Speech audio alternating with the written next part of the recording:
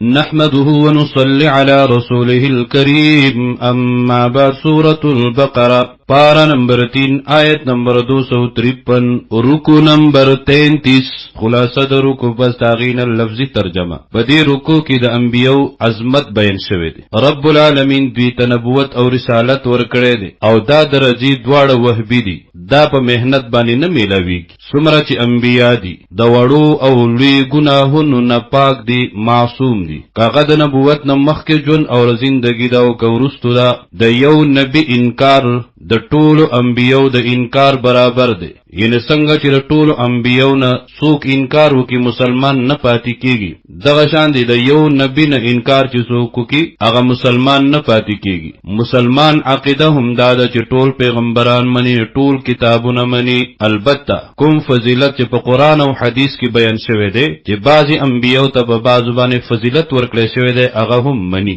تمام انبیا د انسانانو تمام انبیا سړیو په زنانو کې چاته نبوت او رسالت نه دی میلاو شوی تمام انبیا معصوم د هر قسم گناهونو نه پاکو تمام انبیو ته رب العالمین برای راست علم ورکړی دی د چا شاګردان نو د انبیو په نبوت او رسالت باندې دلائل معجزات بو په تمام انبیو باندې ایمان راوړل دا فرض دی په تمام انبیو کې د یو نبی انکار دا کفر دی انبیو کې بعضو ته په بعضو باندې فضیلت میلاو شوی دی د نبوت سلسله د حضرت آدم علیه السلام نه شروع شو او په محمد صلی الله علیه وسلم باندې ختم شو اعوذ بالله من الشیطان الرجیم بسم الله الرحمن الرحیم تلک الرسل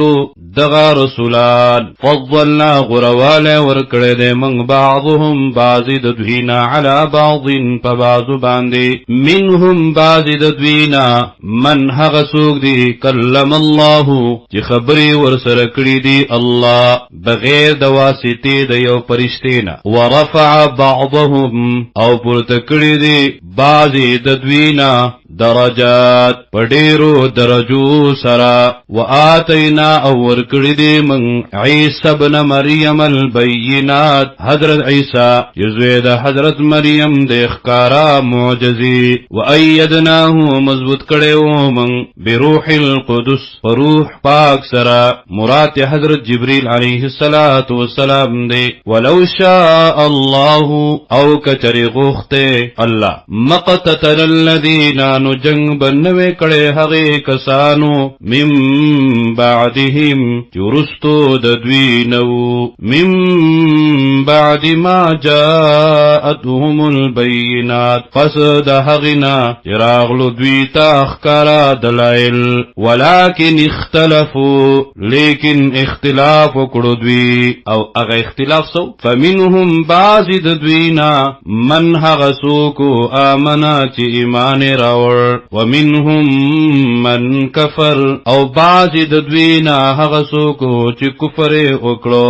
الله په ایمان خوشاله کیږي الله په کفر خپه کیږي والله څوک په زور باندې نه مسلمان کوي ورنه که الله څوک په زور باندې مسلمان کوله نو څوک هم په دنیا کې کافر نه وي بلکې رب اختیار ورکړی دی که کفر اختیار او که ایمان راوړي البته رضا د الله هغه په ایمان کې دا په کفر کې نشته دی ولو شاء الله کچر غختل رب العالمین مقتتلوا دوی بجنگ نوے کڑے ولكن الله لیکن الله یفعلو کوي ما هغه یریدو چې اراده اوشي